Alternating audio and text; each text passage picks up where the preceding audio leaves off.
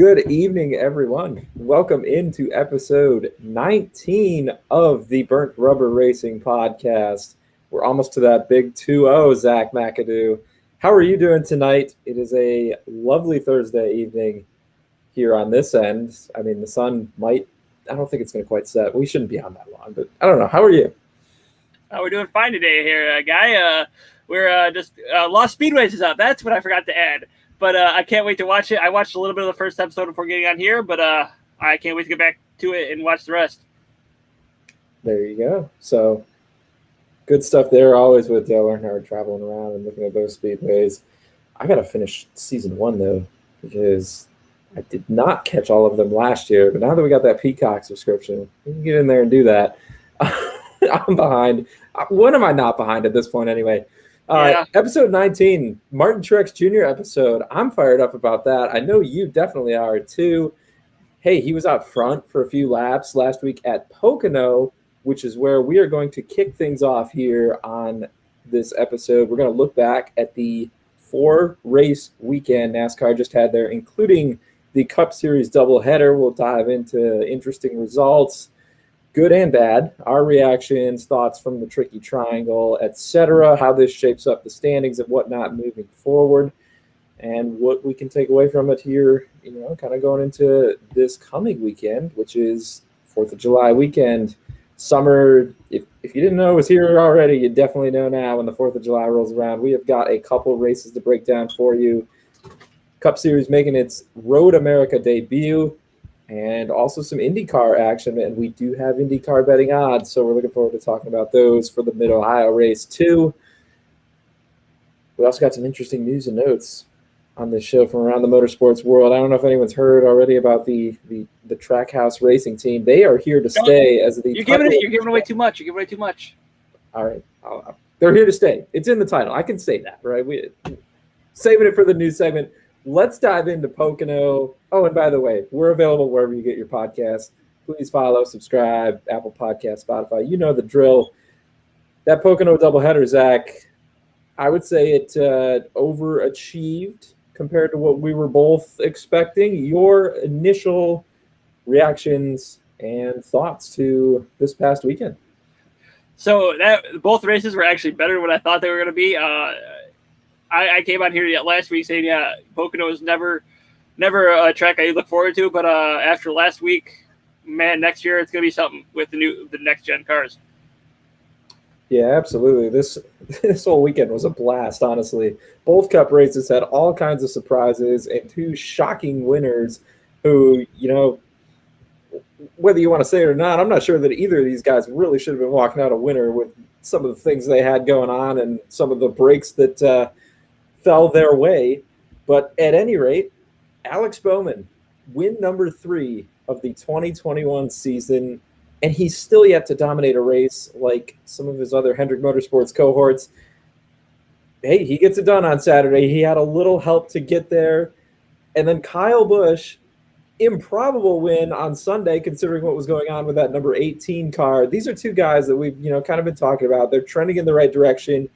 I want to say somebody on this show, and I'm not going to claim it for myself, was pretty high on Alex Bowman in that mid-tier odds group last week, just because, he's kind of been hanging around but not really making much noise lately. It's time for Bowman the Showman to just kind of surprise us. He gets a win. Kyle Busch has been trending in the right direction. He gets that Saturday practice, and, he turns it into a Sunday win. The floor is yours. Which one do you want to talk about? I guess I can dive into the other. If you want to cover one, which race was your favorite from the weekend? They both had great fuel strategy. They both had all these surprises. You pick one. I'll take the other winner, and then we can dive into some other happenings from the weekend. I'll take Saturday.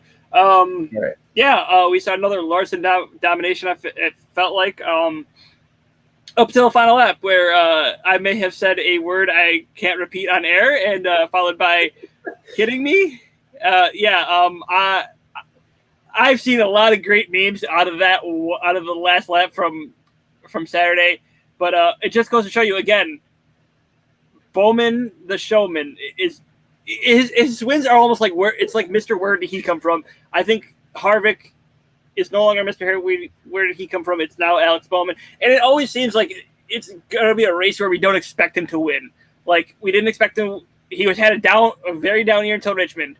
He had a couple bad weeks before Dover. And then coming into Pocono, it was another, he finished 14th week before. I don't know. I couldn't tell you where he finished in the All-Star race.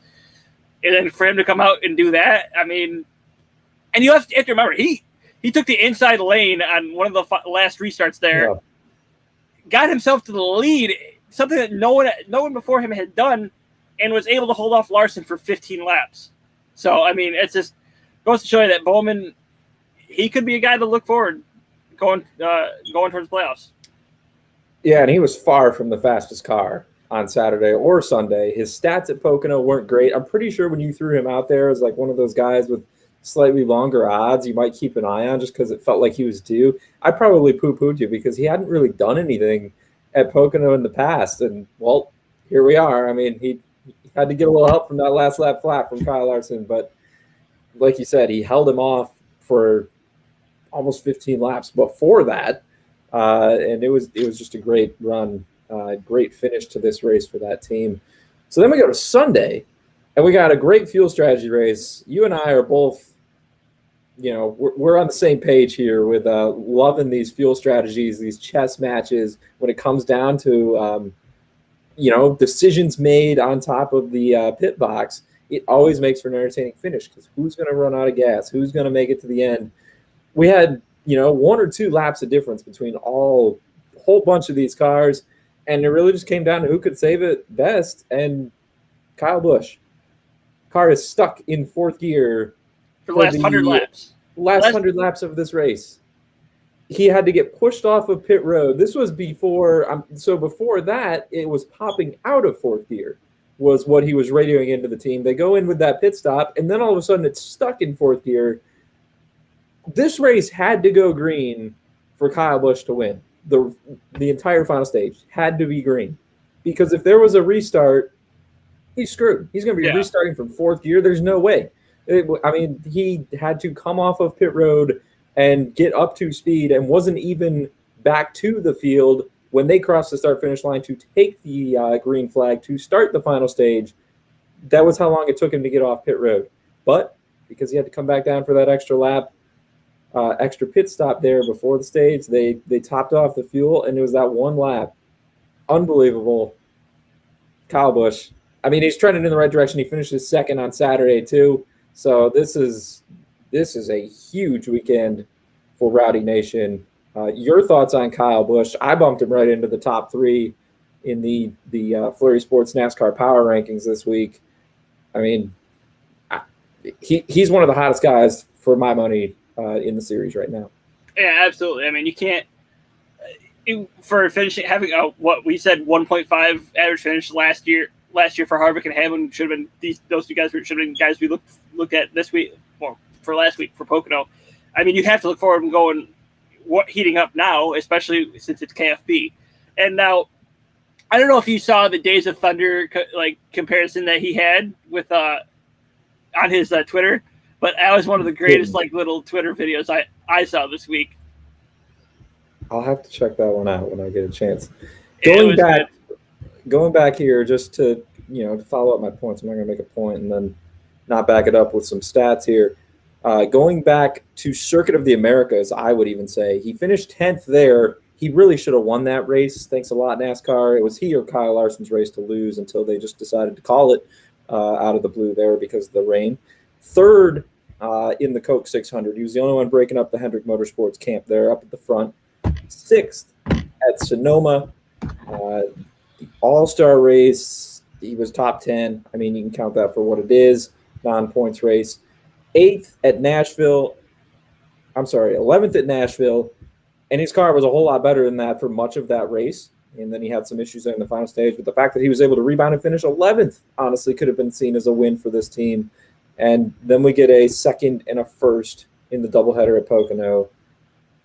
Kyle Busch, I don't know. We got practice. We got qualifying this week at Road America. We've seen it. When he gets some practice, it makes all the difference for this team. I don't know that we're going to have that in the playoffs because we've been to all of those tracks. So it'll be interesting to see how that might affect him in the fall.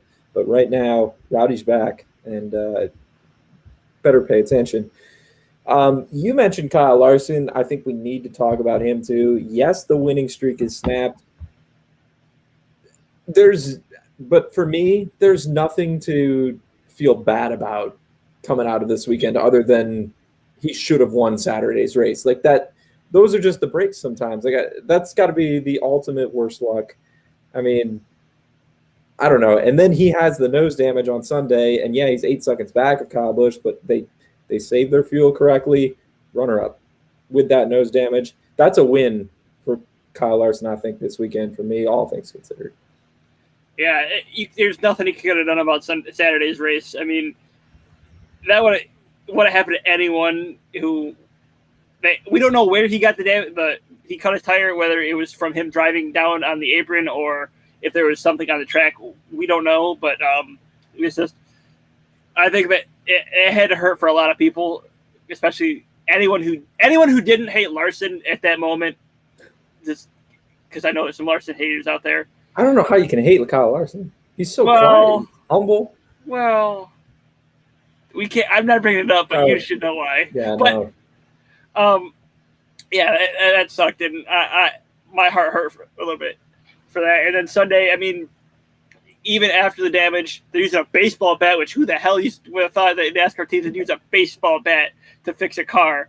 It's like mind-boggling to me, and the team did the best they could, but Cliff Daniels had an excellent strategy to get them out and get second, and now they're only either 6 or 8 points back of Denny Hamlin. I think I saw only like 2 or 3. Let me confirm that in the standings here. Maybe it is 2. Maybe it was 8, and then they gained 6. 2 points back. Almost got him. I don't know which was better. Kyle Larson's crew going to work with the baseball bat, or Kyle Busch's crew guy there climbing into the car during the pit stop. Like there was all kinds of action on Sunday on pit road. Like we said here off the jump with this recap, it just the Pocono weekend delivered beyond our expectations, I think, and probably the expectations for a lot of fans. What should we do first? Should we get the bad out of the way, or should we start with the good and go to the bad? Because we got kind of a list of names here that we got to talk about, just their weekend runs in general, good and ugly. What do you want to do first? I say we rip the Band-Aid off first and we go bad. Okay, so we'll start with bad. Interesting choice. Another Hendrick Motorsports guy that I threw in here, Chase Elliott. Started 29th on Saturday, gets up, finishes top 12. All right, not bad. Then we go to Sunday. The 9 car is fast, but gets into Christopher Bell in the final stage, takes some damage. Christopher Bell took some damage there. The 20 car was fast too, kind of ruined his day. Elliott winds up 27th. So when you throw in that Nashville DQ, that's 2 of the last 3 races outside of the top 25. Are we worried about Chase Elliott? Are we, how should I say this? Maybe give a little tease for our Road America preview later. Are we hesitant to bet on Chase Elliott at a road course this weekend because of these recent showings? No, because the lug nut thing is a freak thing. Granted, they missed 5 lug nuts, so something had to change. They're gonna do extra practice on that after missing 5 lug nuts. I mean, how do you miss 5 lug nuts on your last stop? I don't know, but as far as this week, I mean, it's Pocono. They call it the tricky triangle for a reason. He got in the back of Bell, he took damage, and it just floundered after that. So I mean, it's no harm, no foul there. It's just you'll move on. All right, fair enough. What about Ross Chastain? Now, this is a guy we both said was trending in the right direction. Great run at Nashville. He was fast again both days at Pocono, and I don't know if it was the tricky triangle or his aggression, but not the showings he would have liked to have this week. Oh, his aggression both days, no doubt about it. I mean, he just got in there too deep and hit Bell the second day. I think the first day he cut a tire down, and I don't remember what it was, but both days were just killer for him, especially since he was fast both days. He had a good car, was up in the top 5 there for the restarts before he took damage. And I thought it was this could be a week where like he gets himself some points to help him get into the playoffs, but wishful thinking, I guess. Yeah, frustrating on that end as well. 33rd and 26th with Chastain's two finishes in that order this weekend. He's 22nd in the point standings now, 358 total points. That is 72. Did I do my math? Quick math. Yeah, 72 back of Kurt Busch, his teammate, climbed into that field. We'll talk more about Kurt in a second. Does Chastain have a shot, or is it win or go home at this point? Oh, he's got a shot. Just you Are got you giving him a shot? He has a shot mathematically. I know. Are you giving him a shot?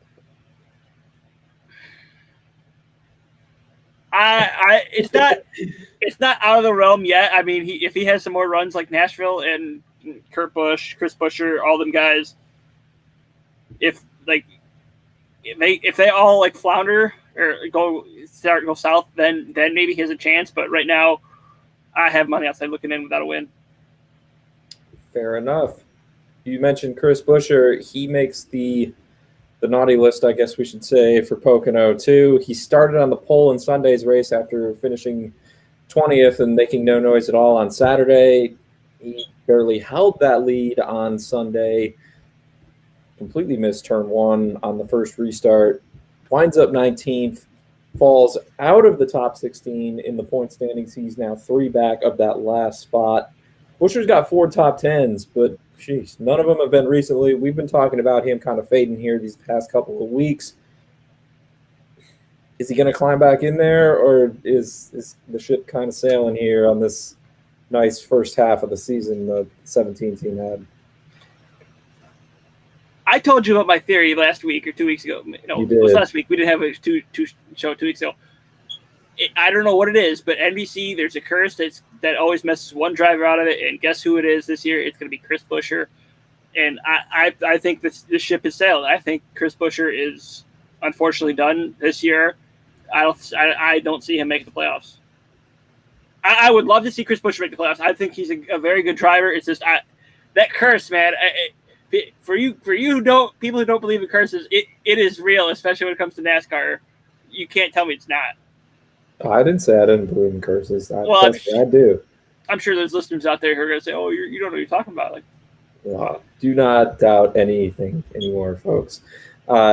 Bring back Larry Mack. Bring back America's crew chief. Let's go. Get this NBC crew out of here. I don't know what Jack Collinsworth thinks he's doing in the infield at Pocono, but it doesn't belong. No comment. Just move on.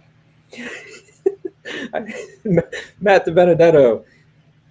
I mean, this number 21 Wood Brothers team changes crew chiefs, and it has made no difference here these first few races. Now, he had turned some fast laps, I want to say, at Nashville, and he looked decent. He was running top 12, top 10 for a portion of the weekend at Pocono. Fails to translate to finishes outside the top 30 on Saturday. And Sunday, he just winds up 18th. So one spot ahead of Buescher. That's not going to get it done for a team that is trying to climb back into that playoff picture like we talked about. And right now, he's closer to Ross Chastain than he is that last playoff spot. Matt DiBenedetto's a guy we were talking about as someone who should win a race this year, earlier in the season. Where do we stand with that now? Because to me, they are light years away from a win. Well, it's not just Matt DiBenedetto. It's felt like Penske as a whole. With before Pocono, both Pocono races, it was Ryan Blaney having trouble, Brad Keselowski having trouble, and Logano not really finding his stride. And then you throw in Matt DiBenedetto, they're all sliding. That whole what do you call them, racing family, I guess, because Wood Brothers Racing is included in Penske there. For that, the Penske camp is what we should call it. I don't know why I call it family, but as far as that, the slide is continuing for Matt DiBenedetto. He's 60 points out right now, and he's starting to get in the same boat as Ross Chastain. But unlike Chastain, he hasn't really had the finishes recently. Chastain's had the second place finish, the top fives and whatnot. Chastain's trending upwards. DiBenedetto is not. Yeah, 100% agree. And to add on to that, I would just say it almost feels like Ford as a manufacturer this year. Like, am I crazy to say that? I don't know. I mean, Hendrick has been dominating, But look at these other teams that have been running well that we wouldn't have expected, right? RCR, great season for both their drivers. Trackhouse, first season. Chevy, obviously an RCR affiliate, but they're putting it together. Joe Gibbs is a clear second in the Camrys. 2311 Racing, we're going to get to them in just a second, but finally, and they've had some fast runs as well, even though they haven't had the finishes. I almost feel like it's a Mustang problem because Stuart Haas, I mean, we've documented their struggles here thoroughly on this show. We're not even going to get into Cole Custer's awful weekend at Pocono. I don't know. Do you think I'm nuts? Feels like Ford's a step behind. I know they have some wins there early in the year, but yes, and this is where you have to start to wonder if they're kind of throwing this year away for the next gen car. And I don't have an answer for that. I've sat here the last couple of weeks blaming Gene Haas for not putting enough money in his team, going more so to F1 than he is NASCAR, which I haven't really seen any proof of that, but I know it's been a rumor, but there's no proof. You can't really prove anything at this point. It's just Ford is having a super down year compared to last year. I mean, Harvick, like I said last week, Harvick probably is not going to win this year. Yeah, Pocono was your last chance. That was the last chance you gave him. I said Atlanta is the last chance. That's right. But Atlanta, Pocono, but with Pocono coming and going, he didn't get a win here. It's gonna be tough. Can I ask you that question again? Reddick. There it is. I beat you by a week, though. I'm going to hold that over you when it happens. Yeah, shut up. But the way I see it, if Harvick doesn't win Atlanta, you can't pick him. I don't see where you pick him as of right now. He could win this weekend, and he wins Atlanta, and then maybe start picking him again. But as of right now, it might be time to hashtag fade Harvick. Hurts to say I'm not a Harvick hater by any means, but yeah, it can't help but wonder, I think, with so many Mustangs struggling. The last guy I had on this list, Zach, for the bad coming out of Pocono, and I feel like we need to apologize to him.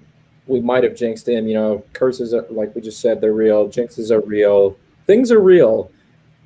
We hyped up Corey LaJoie big time on last week's show. You did. You were right there too. You picked him to win Group F. You asked me who I would pick out of that group. I said Corey LaJoie, and you immediately yes, yeah. You did. You said it though. Oh my. He got into contact with Anthony Alfredo on Saturday. Finished several laps down. Did rebound though for a 23rd place run on Sunday. For a low budget team in a backup car, I'll consider that a win. The top 20 streak restarts this week on a road course. We are sorry, Corey LaJoie. We accept the blame for losing your streak at Pocono this weekend. All right, now to the good. I actually wrote down Team Penske got back on track under things that I thought were positives to come away from this weekend. Brad Keselowski, hero top 10 runs. 3rd place on Sunday. Ryan Blaney, 5th and 6th. This weekend, Joey Logano, he's right there again. We just harped on the Penske bunch and Fords here a little bit with Matt DiBenedetto, but I don't know. I saw signs of life out of this camp this weekend. I thought, do you disagree? Do you think it's a flash in the pan? Would be my follow-up question. I don't know. I don't think it's a flash in the pan because I think Penske's going to start to find their stride. It's for some reason. Like they'll have a lull at some point in the season, and then they'll go back to their stride, and that could have been it. I think you'll see the 3 Penske boys start picking it up again, and maybe one of them will start to fail a little bit more than the other 2, but we'll see. Joey Logano's definitely been the most consistent so far. I continue to be impressed with what he's doing, even as the organization struggles. Now, speaking of consistency, Austin Dillon has been one of the most consistent drivers in the series this year in terms of average finish. He's been right up there, even though he doesn't have a race win. Well, this past weekend at Pocono, it was his teammate Tyler Reddick being the more consistent of the two. 11th on Saturday, 9th on Sunday. This is your boy. When is the win coming? Because I'm starting to get a little antsy. I'm not going to lie, but Man, this kid can drive. I've been saying that for years now, ever since probably 2018. Well, before then it was 2017 when I met him. But Years. Man, yeah, years. What, 4 years? Yeah, 4 years. It's Okay. not years. Years is plural there, my guy. You were trying to date yourself again. Just. We've done this a lot in this show. What are you talking about? But yeah, Tyler Reddick. It's the win is going to come sooner than later. I don't know where it's going to come. Probably not going to happen until probably about August. I don't see him winning Road America. I don't see him winning Atlanta, and then New Hampshire. That might be a tough stretch for him. And then you have the Olympic. We'll call it the Olympic break because that's what it's pretty much going to be. But I mean, the Fox. No. I mean, as far as he's going to win a race this year. I'm calling it now. I'm going to go on a limb. For my sake, he's winning a race this year. Please, Tyler, don't let me down. Enough said. I have nothing else to add. Kurt Busch, his teammate Chastain made the naughty list at Pocono. Kurt Busch, he makes my good list. The number one team is trending in the right direction. He was a few laps short on fuel, but he was fast on Sunday. If he had a little more gas in the tank, very well could have won that thing. And it followed up a 6th place run on Saturday. Another solid weekend after a great run at Nashville. At least by everything I saw, he's in the top 16 now, climbing into the playoff picture at Chris Buescher's expense. Is Kurt Busch getting in on points? And what else have you seen from this team? I want to say yes to Kurt Busch being on points, but you can't really say yes because we don't know who's going to get a win. If everything stays the same, I feel like Kurt Busch is a veteran. He knows that he has experience. He can get the points to stick in the top 16. But there's guys in the top 30 that could very well get a win and get themselves in. I mean, we've talked about Chastain. We've talked about you've brought up Daniel Suarez getting a win, perhaps, and sneaking his way. And let me see here, who else? Eric Almirola, he's very good in the super speedways. He's in the top 30, but needs that win to get in. We've said that before. I wouldn't close the book on De Benedetto just yet either. Yeah, and he's sitting there. He could rebound. Yeah, I mean, it's not out of the question to see another winner that's not in the top 16 now scoot their way into the points. Yeah. Do you think Kurt Busch can win a race? Because I think he can, the way they're running right now. I think he definitely can. He's won twice in the past 2 years with this car, and he said he wants to do very well for Chip Ganassi in this. Well, I won't spoil it yet, but don't spoil it. Last one on the nice list from Pocono, Bubba Wallace. You skipped over Ryan Preece. Oh, I did. Ryan Preece. Not a good run on Saturday, but they played the fuel game strategy very well on Sunday. Top 10 finish for that 37 team. Is there anything else you want to add on them? It definitely upstaged Ricky Stenhouse Jr., who had a engine failure on Sunday. That's for sure. Yeah, it was a surprising engine failure, but no, I mean, Preece is a guy, my JTD Doherty guy, better than your JTD Doherty guy. Yeah, I was happy to see Preece make it. He's in a contract year. We've said this before. He's got to show up and try to prove the other teams that he's there to run in Cup. And I think Sunday definitely helped him out a little bit. Another guy you got to keep an eye on with that second Daytona race too. Ryan Preece knows how to get around super speedway. Could surprise there, like an Eric Almirola there that you mentioned. The last one was Bubba Wallace, though. They finally did it. 23-11 Racing finally has a top 10 finish, and they doubled down by making it a top 5, ace the fuel strategy. It was only fitting that it came in that super sexy DraftKings paint scheme. Love to see that out there. I wish they'd run it every race. But, yeah, talk to me about Bubba Wallace. I think this can only be an encouraging sign for a team that, they have a lot of pressure, but it is still their first year in Cup and as an organization. Yeah, it was a great finish, but But to all the people that are like, oh, yeah, this is going to happen a lot, this is going to happen a lot, realize this. It happened under field strategy. Yeah. If there's a caution at any point in that race, in the final stage, that doesn't happen. And I like Bubba. Honestly, I think anyone who hates Bubba over what happened, either of the things that happened last year, you're an idiot. You need help. But as far as people like going on Bubba for this, I mean, it's 1 week. It's a field strategy move that worked out for a lot more drivers than just him. Let's do it again next week. Put up or shut up. Maybe that first one was just they were able to get the monkey off their back. Who knows? He's quietly, look at this here, 54 points back of that last playoff spot in the standings. So they hadn't had a top 10 run all year. He's not out of it yet either. And that is a team I think can win a race. They have some breaks go their way. They are fast, faster than a lot of these other guys, I would say, down there on a weekly basis. I don't think Wallace is out of the playoff conversation just yet either. No, it's just the problem with him is inconsistency, and I've said that a lot with 2311 with us being a first year team. But if you look at Trackhouse, they're more consistent. So I don't know. 15s for them this weekend too. So shout out to Daniel Suarez. Did you have anything else? I know we just had a lot to talk about with 2 races, but anything else from the Pocono Cup Series doubleheader, or should we touch on the other action here from this past weekend? I think we should move ahead to the other action here. I couldn't agree more. Austin Cindric, win number 4 on the year in the Xfinity Series race that was run on Sunday ahead of that second Cup race. Felt like no sweat for Cindric really in this one.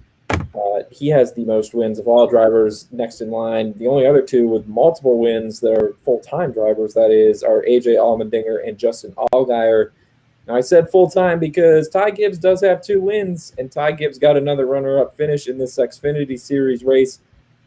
7 top 5 finishes for this kid this season. That's ridiculous. Ty Gibbs is going to be good. He already is good. Austin Cindric's going to be good at the Cup Series level too. I don't want to take anything away from him, but man, impressive stuff again out of Ty Gibbs. Justin Allgaier in 3rd. The Dinger, who I mentioned there, in 5th. So kind of chalk holding firm here. Some of these better drivers at the top. Noah Gragson, though, is a name I wanted to throw at you too. Huge top 5 run for him, finishing 4th. We talked, I want to say, it might have been last week after Nashville, about him needing to pick it up here. Some poor finishes, and he was trending down toward that playoff cut line. This is a big one there for Gragson. What else did you have from this Xfinity race, or expanding on anything that I just nothing? I mean, yeah, you want to talk about a guy who needed a big finish there. It was Noah Gragson. He was just above the cut line. I think he was 12th, and definitely with a top 5 finish here, it's going to help propel him. I mean, how many DNFs did he have, or first lap crashes did he have over the past month? It's been a lot. And it's not some, like, if you go back to Miami, he got wrecked out there. It's the unlucky stuff that happens to him. And sooner or later, I feel like he's going to get a win, but until then, you still have to play the points game.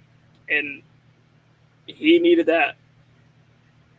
For sure. He's up to 10th now in the points. He's 80 ahead of Brandon Brown, who kind of struggled to a 15th place run, a little below where they had been running recently for that team. Brown is 50 points back of the 12th and final Xfinity spot right now, held by Jeremy Clements. I'm still surprised to see Clements have that many points, but whatever. Truck Series race, who else but John Hunter Nemechek getting the win, his 5th of the season. So Austin Cindric's got 4 in Xfinity. Nemechek now has 5 in the Truck Series. He beats the boss as Kyle Busch finishes 2nd. Big shock to see KBM 1-2 yet again. I also had thrown down Tyler Ankrum coming in with a huge top 5 finish. He's currently 12th in the points, but that certainly helped him gain some ground on a Chandler Smith, a Carson Hocevar, those guys down there at the bottom of the standings right now. What else did you see in this race? I feel like I dominated Xfinity, so I'll give you a little more to chew on here with the trucks. So I don't know if Did you hear JHN after he crossed the finish line just say, "Yeah, we got him 3-2," because he knew that he wanted to beat Kyle Busch one more time because this was Kyle Busch's last race in the Truck Series this year. So that was just, I thought that was funny. I started laughing immediately after I heard that, but you knew this is huge for JHN. He's going to hold this over Kyle Busch's head for the next year because Kyle Busch is done in trucks, and someone holds the record over him. So, I mean, JHN's going to love this for the next year. And who knows, maybe JGR has another driver on their hands because JHN's looking too tough for trucks. That's what I was going to ask you next is how soon is he back in the Cup, which I don't think it's long. He said he was going back down to the Truck Series to win races, and he is sure doing that. Looking to see any other notable finishes out of this race. We had Sheldon Creed, Ankrum, who I mentioned in fourth, and Austin Hill rounding out the top five. I don't know, was there anything else that stood out to you? Ryan Preece was down in the trucks again this weekend. He got a top 10 there. Pretty much the usual suspects, I feel like, in the top 10 for the most part, though. There was an SRX race on Saturday this past weekend as well. What happened? Enlighten us. So, Tony Stewart, who was supposed to start on pole, went back to the end of the field because he hit the kill switch, had to come down pit road, so he gave up his starting spot. But in the 50 laps, he was able to drive from the back to the front and beat out Cody Swanson, the local legend, in his win at Eldora. I mean, how could you not doubt? How could you not take Tony Stewart at his own track? I mean, I think you'd be crazy not to bet on him. But in the process of that, you have Ernie Francis Jr. and Tony Kanaan not making friends with each other, as Ernie Francis Jr. may have spun out Tony Kanaan multiple times, and then Tony Kanaan, under caution, hits Ernie Francis in the back, and I think it's just frustration because neither one of them can beat Tony Stewart at the moment. But we are halfway through the SRX season, so I will look at the points right now and tell you, Tony Stewart 129. I think we all saw that he was probably going to end up winning this. Helio Castroneves 96. Ernie Francis Jr. third with 90. Tony Kanaan and Haley Deegan fourth with 85. Marco Andretti fifth with 80. Bobby Labonte sixth with 75. Paul Tracy seventh with 64. Michael Waltrip eighth with 57. Bill Elliott ninth with 46. And Willie T. Ribbs last with 38. So we're halfway home. We got half of the season left. So make sure you catch out some SRX action here over the next several weeks while it's still around. 3 weeks left. Slinger Speedway this Saturday. 76 lap feature for 1776, baby. There we go. I love it. Give me a little American pride there on this 4th of July weekend. You know, sounds like we got some drama there too between Ernie Francis and Tony Kanaan. So that'll be something to keep an eye on going forward. Speaking of drama and, you know, just breaking news here as we kind of pivot to our new segment. Yesterday, it was announced that Trackhouse Racing, this is still their first season as an organization in the Cup Series, Trackhouse Racing is purchasing the entire NASCAR operation of Chip Ganassi. There it is. I mean, soak that in if you hadn't already heard. I don't know how you wouldn't have already heard. This is major news. Yeah. I mean, it sounds like bringing Pitbull on has been a huge difference. So Pitbull and then Justin Marks is the other head of the organization, going out and acquiring an entire NASCAR garage, not even all the way through their maiden season as a race team. Again, let that sink in. And Ganassi was quoted as saying that, you know, his team was not for sale, but Justin Marks just came at him with an offer that, you know, he couldn't really turn down, and he thinks that it was the right thing to do. He thinks his employees will be happy working with Justin Marks, Pitbull, and Trackhouse Racing. This kind of feeds its way into the things we've been hearing about the past couple of weeks. Trackhouse Racing probably going to add a second car next year. Now we know they definitely are, and that second team will operate out of the Chip Ganassi garage in 2022. We don't know who that driver is. It was already announced officially, however, that Daniel Suarez will be back in the number 99 next season.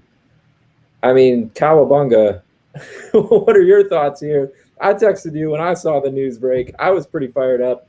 I'm excited to see what this team continues to do because, man, they have exceeded expectations in year one.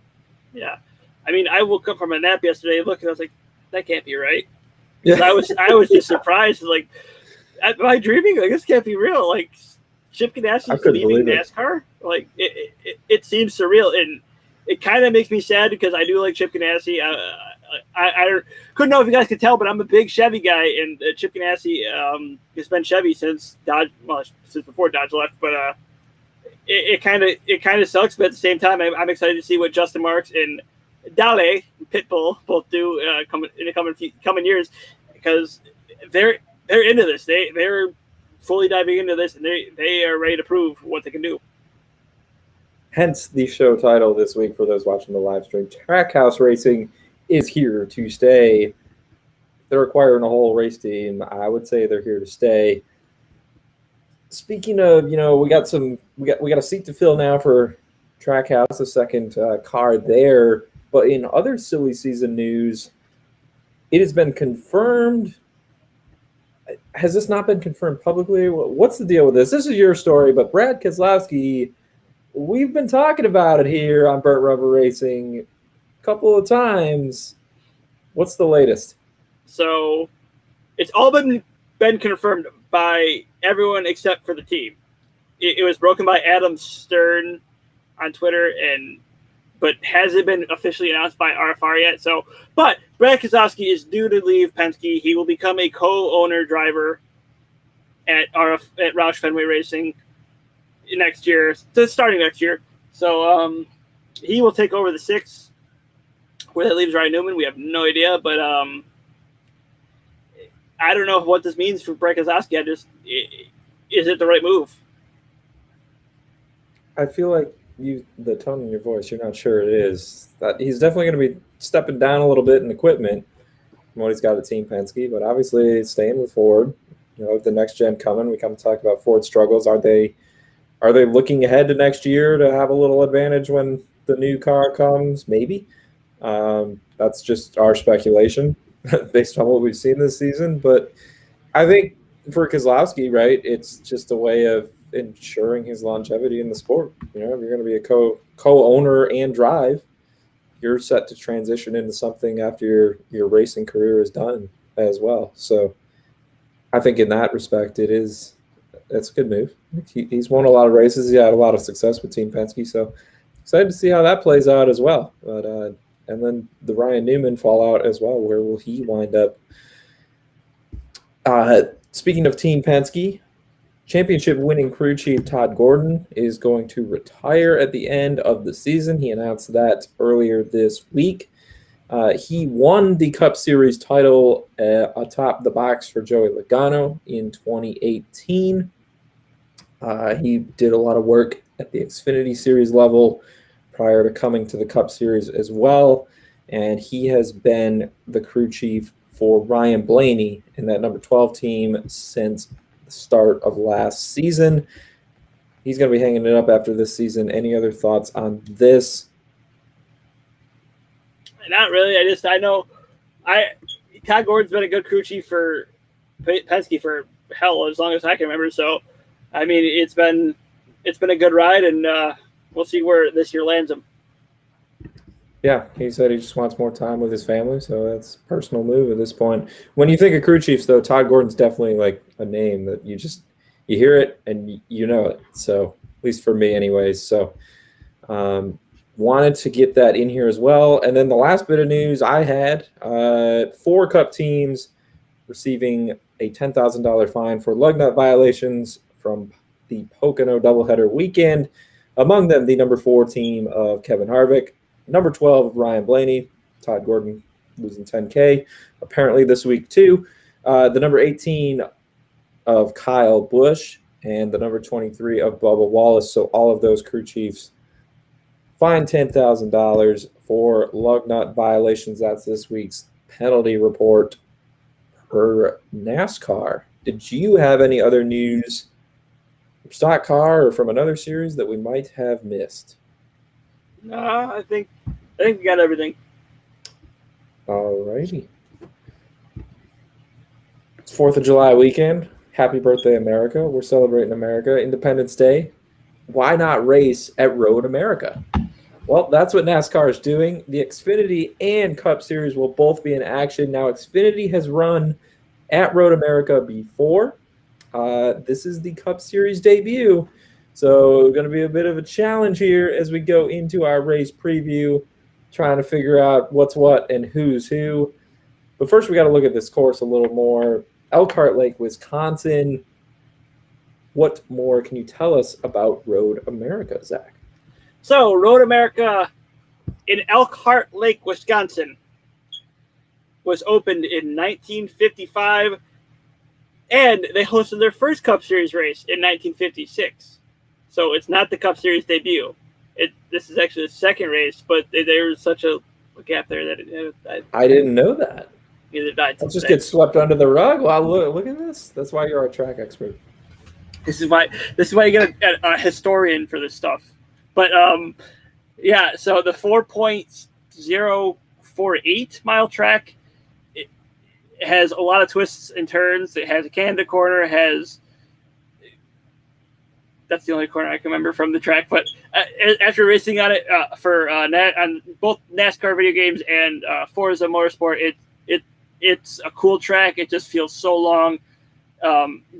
You'll see like a 2.5 minute lap times here, which, oh man, they feel like forever. But it's so much fun to watch. Yeah, absolutely. And I'm not a historian, so don't be coming at me with stuff like that. 1956, I remember that one well, Zach. Jeez. A little more on Road America, the course itself. Of course, this is our second road course to make its, well, I can't say Cup Series debut, but first race in a long while or ever for the Cup Series. First time in the modern era. There you go. The modern era. When did that start exactly? 72. 72? All right. So, yeah, they were long since before that. You're learning a lot tonight, aren't you? Apparently I am.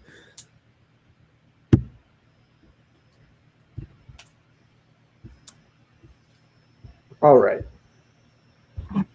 Did you mention all these turns and stuff? Because I've been pulling stuff up and I might have missed it. The only turn I mentioned was Canada Corner. That was the only one. Okay, perfect. So that was the other info I was going to throw out there. This track has had one previous name, if you want some history, Elkhart Lake Road Races from 1955 to 60 was the previous name. Over 4 miles in total length, 14 turns. It's an asphalt surface. Let's see here.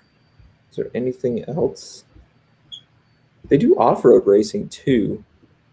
That is now defunct. So they used to. Yeah, it was clay surface there. It's an interesting shape. I'll say that. You kind of touched on that turn.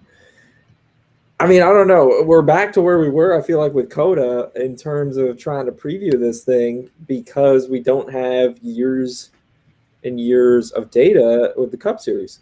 No, yeah, and that's exactly it. The only thing I can really say, and I'm going to get into my DFS pricing now. I don't care about your driver stats.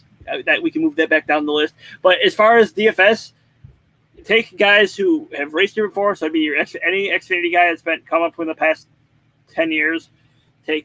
Watch practice. You got to see, make sure like who's logging what laps and whatnot, and pay attention to where they qualify because that also matters when it comes to points. Because if you get a guy who's going to start second, who you know is going to fall off, you're not going to want him because he's going to lose you points. You want guys who you think are either going to make their way forward or guys who you think are going to lead a lot of laps. Qualifying. Good thing you threw that out there because we didn't race here last year. We are qualifying. We do have practice this weekend. So that's where you want to really make your hay in terms of handicapping. Watch what's going on Saturday and Sunday here when these guys are out there and they're setting the starting grid and whatnot. Who's fast? Who's not? Who has a handle? Who's having issues? Go ahead. You said you were going to jump into DFS pricing, or do you want to do stats now? I don't know. I don't. There's really nothing I can really say on DFS besides you're going to want to take Chase Elliott. You're going to want to take Martin Truex Jr. You're going to want to take Kyle Larson. All right. You don't have a value pick? Nothing. I haven't looked at it yet because I don't even know if it's up. Because FanDuel sometimes avoiding Austin Dillon. Yes. All right. So pay attention to Zach's DFS column when it comes out because FanDuel is obviously waiting kind of to see a little bit more as we get closer to the race with it being. Could be me. Maybe I didn't. Oh, of course, it logged me out. Never mind. I was going to look it up, but it wants me to log in, and that's going to take too long. Hang on, I got it right here. Let me get you some pricing. I'll help you out. Chase Elliott, 14,500. Kyle Larson, 14K. Martin Truex, 13K. You said those three. Are you going to be able to fit all three of them in a lineup? I don't know. Kyle Busch is 12,500. Denny Hamlin, 12.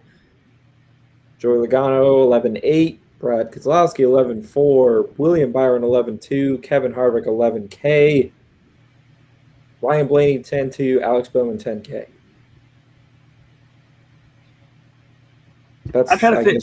I'm trying to fit all three of these guys in there right now, and I'm like, you could see what it leaves you with.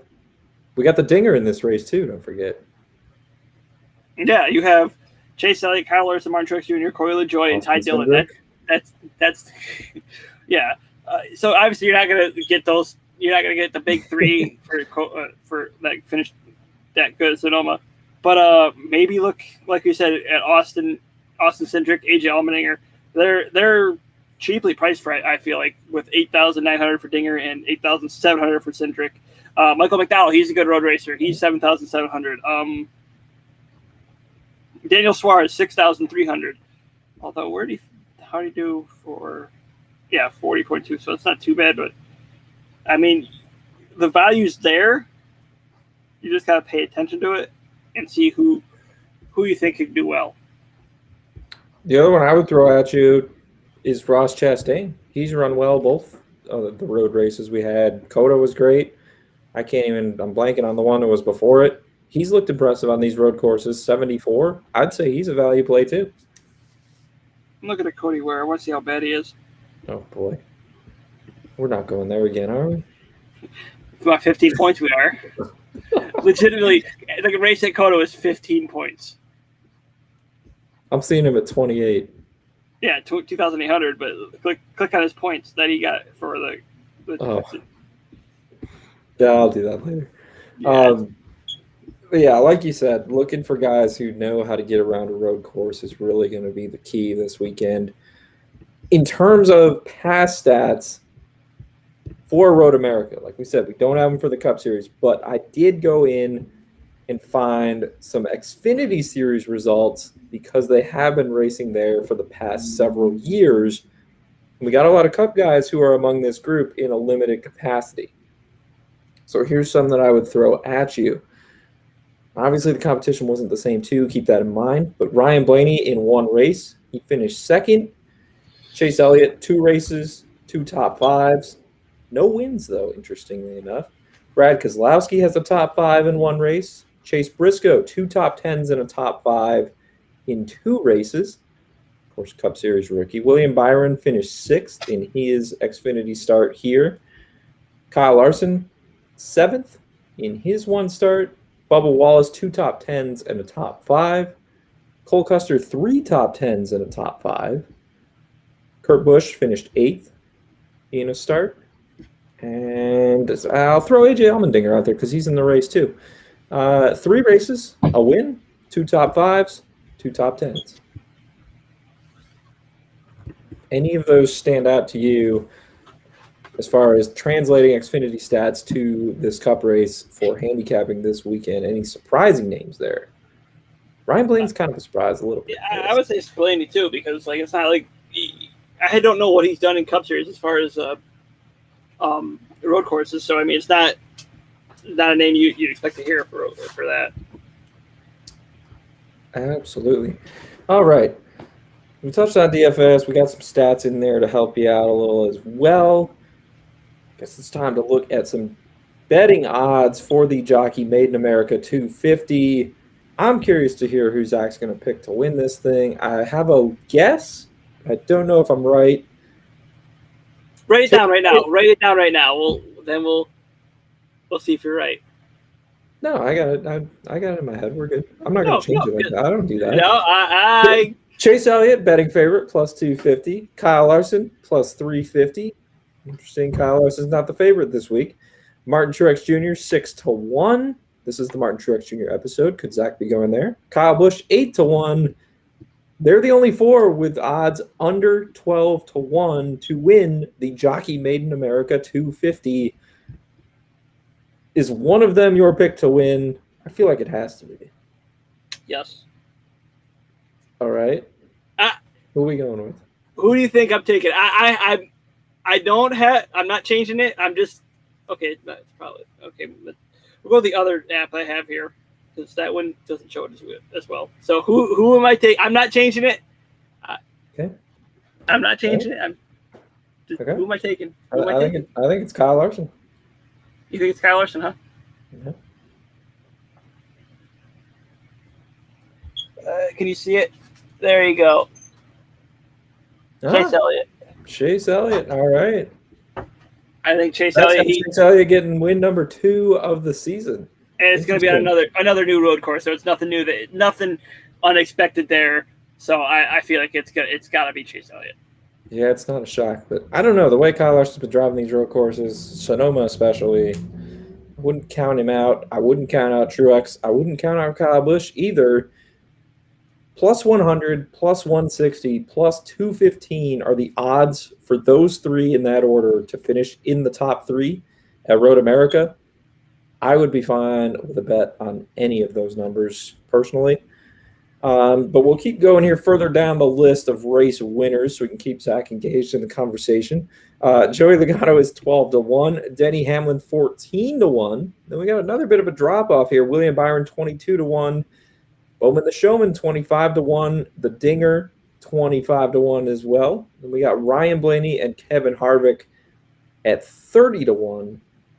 Brad K 35-1. Anyone there from that second group stand out to you? I mean, Blaney's got a second place finish here. Okay, turn that into a first. I mean, he ran well at Sonoma, if I'm not mistaken, and I think he was solid at Coda too. Yeah, so and he has won a Roval race. So, granted, he did have some help into that, but a win's a win. Very true. Looking quick. Top 10 at Sonoma. He did finish 10th. And at Coda, where did he wind up? Of course, Coda got all screwed up because of the stupid rain, but 17th was his finish. I want to say he was running better than that a lot of the race.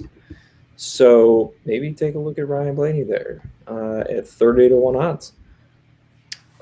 This next group, Christopher Bell, Kurt Busch, Austin Cindric are all 40-1. Ross Chastain and Tyler Reddick are 66-1. And then we've got Chris Buescher, Michael McDowell at 80-1. Anyone in there? Is this going to be a biased answer? Yeah, it always is. Okay.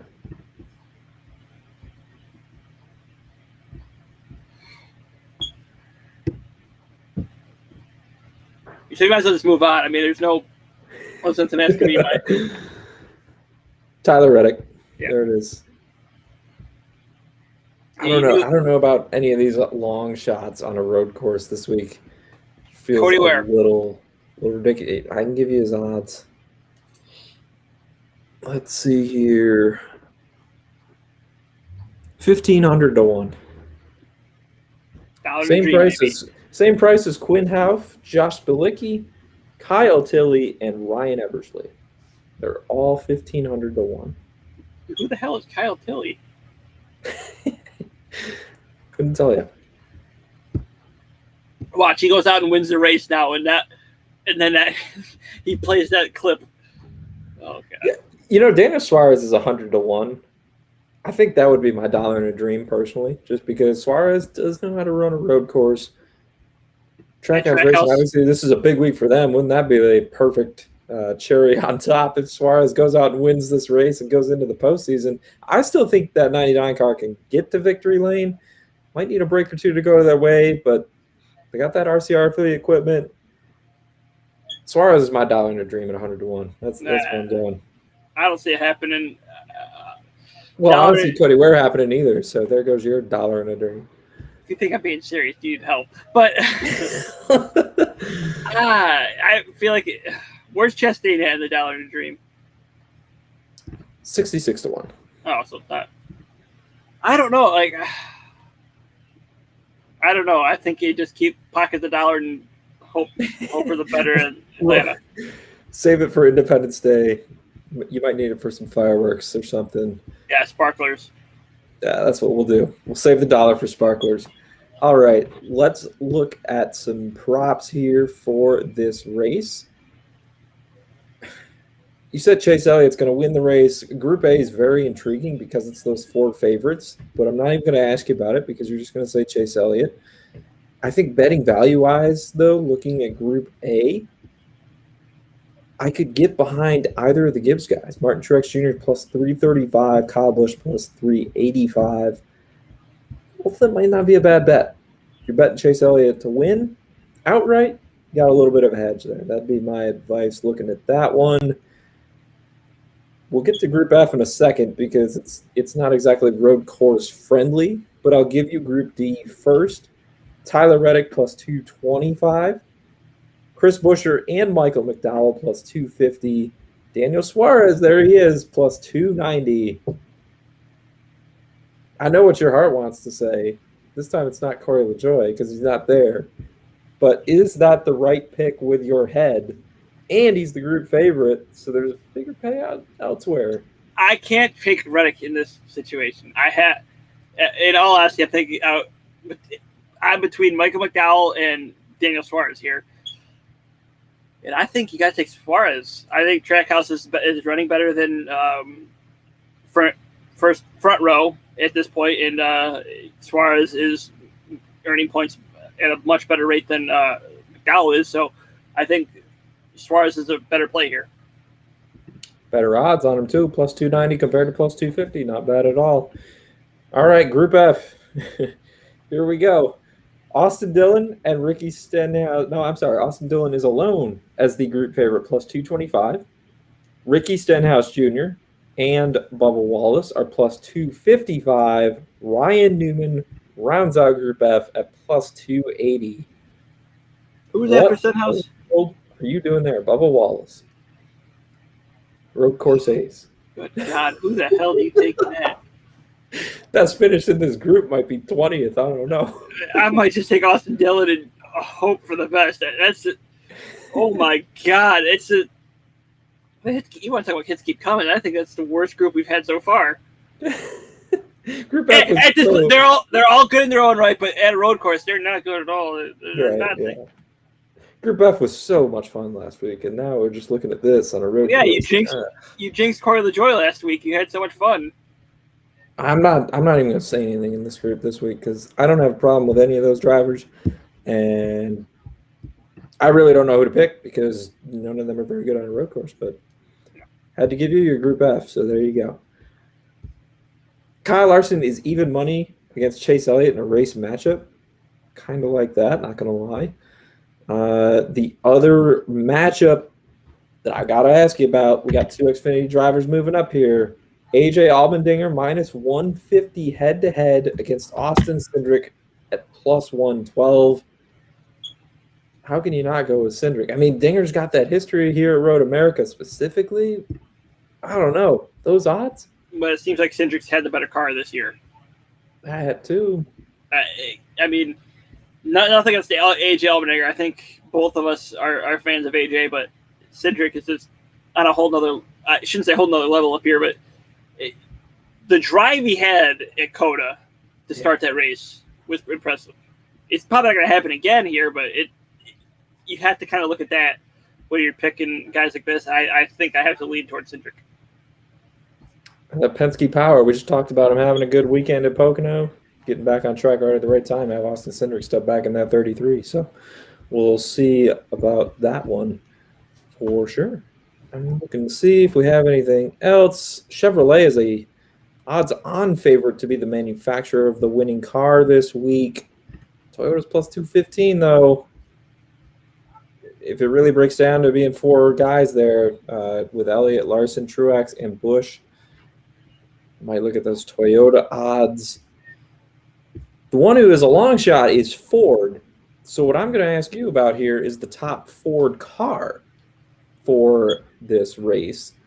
Looking at some of these odds, Joey Logano is 2-1 to be the top Mustang on Sunday. Ryan Blaney and Kevin Harvick both 6-1. Brad Keselowski 7-1. Austin Cindric is 8-1. And everyone else is 15-1 or longer. You've got Buescher and McDowell both at 15-1. How would you approach that one? What would you look to play there? I would think I'm biased a little bit. I think I might take Harvick in this situation. I mean, he seems like he can get up there and get a top 5 almost every week. I shouldn't say every week because there's some things that happen here and there. But it seems like Mr. Consistent at this point because he can't get a win every week.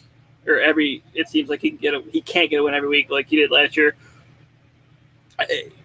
You got to believe that something has to happen for that 4 team, especially considering they do have a win and they need points. Yeah, that is very true. Interesting. I thought you were going to go somewhere else, but I have no problem with the Harvick call whatsoever. I'd be really tempted to look at Cindric. Honestly, I feel like something big is going to happen for him this weekend, but we'll leave it at that. Read my betting column for now. Let's jump, Zach, because we got a little more than just this Road America Cup Series race to get excited about for Independence Day. IndyCar's in action too. They kick off the doubleheader on NBC. All kinds of racing this weekend. So you got IndyCar at noon on Sunday, followed by the Cup Series at 2:30. IndyCar is at the Mid-Ohio Sports Car Course this weekend. That produced an exciting Xfinity Series race earlier in this calendar year. And I think I mentioned this earlier on, but we do have IndyCar betting odds for this weekend's race. So we can dive into some of these here. We've got them to win, and we've got them for a top 3 as well. If I had to ask you off the top who you think the race favorite is, who do you think it is? Alex Palou. And that would be wrong. Joseph Newgarden is 4-1 to win at Mid-Ohio this weekend. Looking at some stats from the Mid-Ohio Sports Car Course, though, previous IndyCar races, Joseph Newgarden not necessarily top of the pack in terms of average finish. Now, he does have a win and 3 top 5s in 10 prior starts here. Average finish of 9.9, that's plenty solid. But a lot of drivers rank ahead of him here. So we've got Will Power. He tops the charts. Average finish of 5th, a win and 9 top 5s, 13 career races. Alexander Rossi, 4 top 5s and a win in 6 races. Scott Dixon, big surprise there. 10 top 5s, 6 wins. Average finish of 5.4 in 15 races. 14 top 10s in 15 races for Scott Dixon. Colton Herta, 3 races, a little smaller sample size there, but he does have a win here in his pocket, and he's been top 10 in all 3. Simon Pagenaud, 5 top 5s and a win, 9 top 10s in 11 races. Ryan Hunter-Reay, no wins, but 6 top 5s, 13 top 10s in 15 races. And Rinus VeeKay has 1 top 10 in 2 races. And then Graham Rahal is the other one ahead of Joseph Newgarden in terms of average finish. And his numbers here at Mid-Ohio, a win, 3 top 5s, 5 top 10s in 10 races. That's a lot of numbers. Anyone stand out to you from those names in particular while I catch my breath, and then we'll go into the betting odds? I mean, Scott Dixon, 6 wins. That just seems like a lot for one course. I mean, you don't expect the guy to to have that many wins at one track.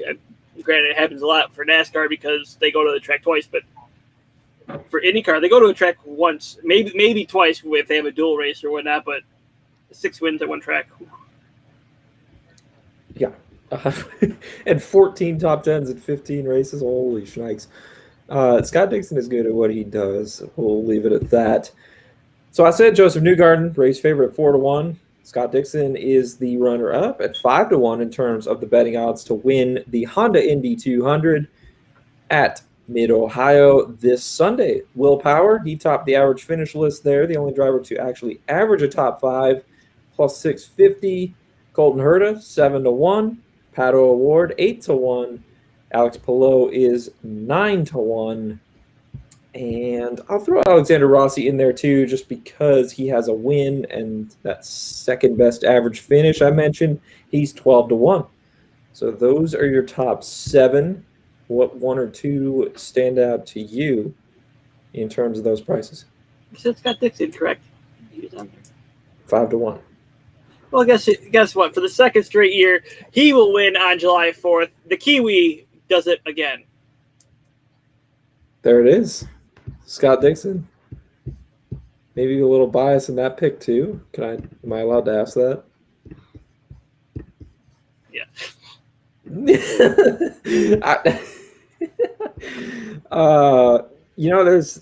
There's a lot of ways you could go. I feel like with that top group, a lot of strong names there. I don't know how Scott Dixon isn't favored.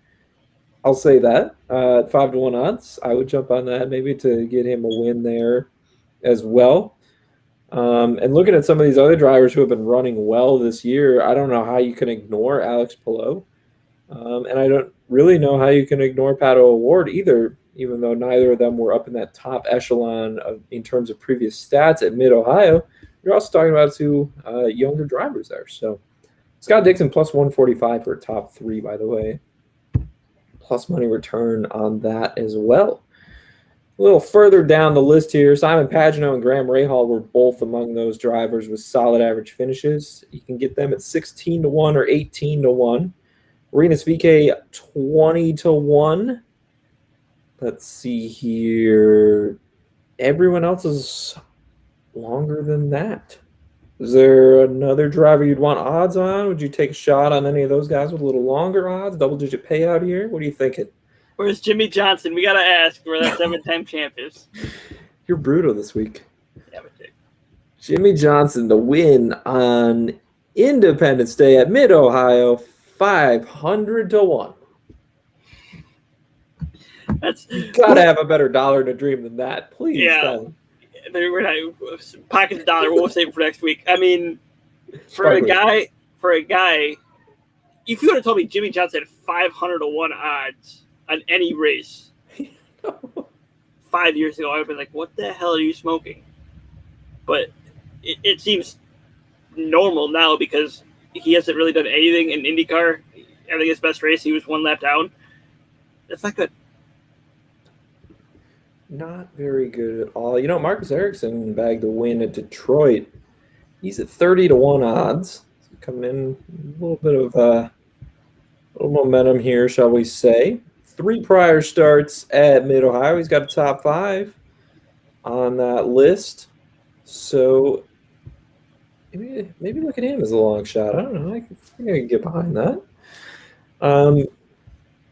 So, yeah, all kinds of good IndyCar odds this week as well. It's a big 4th of July racing extravaganza, if that's the right word. I'm not sure. But you got IndyCar leading off the day and followed by NASCAR Cup Series, making its, as we found out on the show, return to Road America. I can't think of a better way to celebrate Independence Day than that. I think that wraps up our weekend preview. Did you have anything else? Oh, and, I had to throw this out there, too. Just wanted to make sure you knew the Xfinity race on Saturday is called the Henry 180. I knew that. There hasn't been a better race name all year. Thank you very much. What else you got for the people as we close the book on the previews and wrap things up here? I'm with my water bottle over here. But so subscribe to us on Apple, follow us on Spotify, Google Podcasts, whatever the hell you do on iHeartRadio. Neither one of us know what that is. Follow Burt Rub Racing on Twitter. Follow me as ET McAdoo. He is currently not on Twitter. I don't know what happened to him. He got kicked off. Canceled. We have our own little section, NASCAR section at floriesports.org. Go read my articles when they come out. Go read his articles when they come out. He has his power rankings. My course overview should be coming out soon. Is it in there?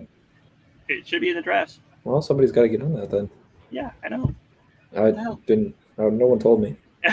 I'll be working on the DFS tomorrow, trying to do as best I can because at this point it's a dart throw. But yeah. Let's see. What have we got? 4 races this weekend total across all the series we're talking about on here. Just trucks are inactive. Then you have, SRX is active though, right? Yes. Yeah. Saturday is SRX and Xfinity. Yeah. SRX at night, prime time? Yeah, always. All 6 races. So you got Xfinity Saturday afternoon, SRX prime time Saturday night, and then you got IndyCar right into the Cup on Sunday. Sounds like a good 4th of July weekend to me. And hey, if you're going out to like the local dirt track or whatever, that's a great option too. Just make sure you tape the National Series, get the best of both worlds. I might be in that camp this weekend for sure. Yeah, don't forget there's Nathan's hot dog eating contest Sunday. There's baseball on Sunday and NASCAR. It's a great American Sunday. Enjoy it. It's America's birthday. Happy birthday, America. Let's go. Get hyped. Stars and stripes, baby. Should be a great weekend. Eat some hot dogs. Enjoy some time with family. Enjoy these races. We'll be back next week to recap it all like we always do and look ahead to where are we going next with NASCAR? Atlanta, that's right. Some good stuff there as well. All right, this has been episode 19 of the Burnt Rubber Racing Podcast. Follow and subscribe wherever you get yours, and we will talk to you next week. Take care, Zach.